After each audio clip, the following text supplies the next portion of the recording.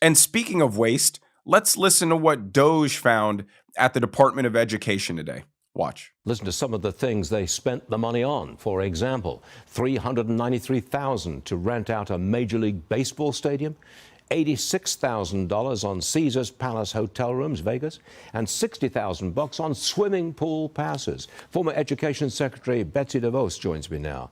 Madam Secretary, did you know anything about spending of this kind when you were Education Secretary? Well, absolutely not, Stuart. And it's just another example of why the Federal Department of Education should not exist.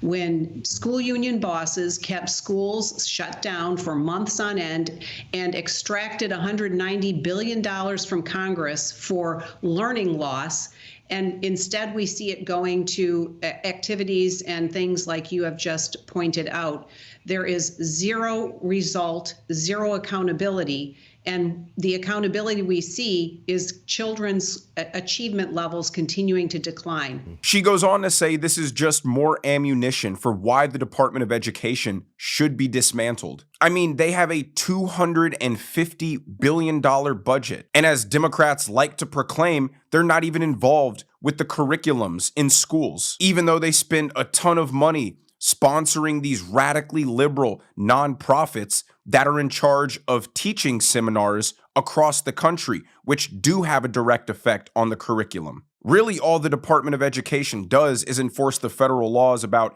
discrimination, help with university tuition, help with funding for special ed programs, and help provide, free school lunches for underprivileged kids. Well, Trump's plan is like 90% of that budget can be slashed and given directly to the states who are closer to the actual problem and can administer that capital much more efficiently. And with all that extra money not going to administrative staff at the Department of Education, maybe some of the money can actually be used to give teachers better pay, which would encourage better teachers, which would lead to better outcomes for students. And so when you see examples like this of $390,000 of COVID funds being used to rent out a Major League Baseball stadium, you just think, throw this department in the wood chipper with the rest of them. Now, one of the bigger pieces of news that happened today was Donald Trump cutting off all federal funding for illegal migrants. Long overdue. How about this? President Trump signing an executive order ending all federal taxpayer benefits for illegal immigrants. Lucas Tomlinson is live in Washington with more. Hey, Lucas. Well, good morning, Ainsley. Good morning, guys. Some eye-opening numbers for you this morning. President Trump's executive order bars illegal aliens from receiving federally funded benefits to the total of $177 billion. And here's a little breakdown for you.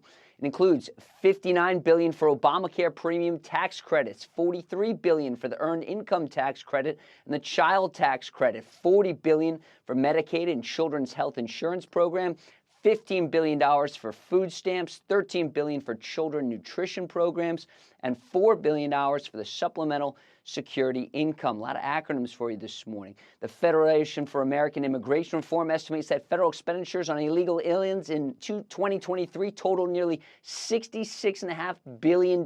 This includes more than $23 billion in federal medical expenditures and $11.6 billion in welfare benefits. The Manhattan Institute estimates that every new illegal immigrant has about an average cost about $130,000 to the American taxpayer. The crazy thing is that $66 billion doesn't even include all federal funding, as a lot of illegal immigrants are taking advantage of welfare programs through Social Security fraud and money spent by states. The total is more like $200 to $250 billion being spent yearly on illegal immigrants. And I think cutting this funding will have a sizable impact on the amount of illegal immigrants who will choose to self-deport themselves when they realize that their gravy train is over. I don't think people can be mad enough at Joe Biden that he quite literally constructed an entire system to facilitate an illegal migrant crisis and then also help and aid these illegal migrants on the backs of the U.S. taxpayer.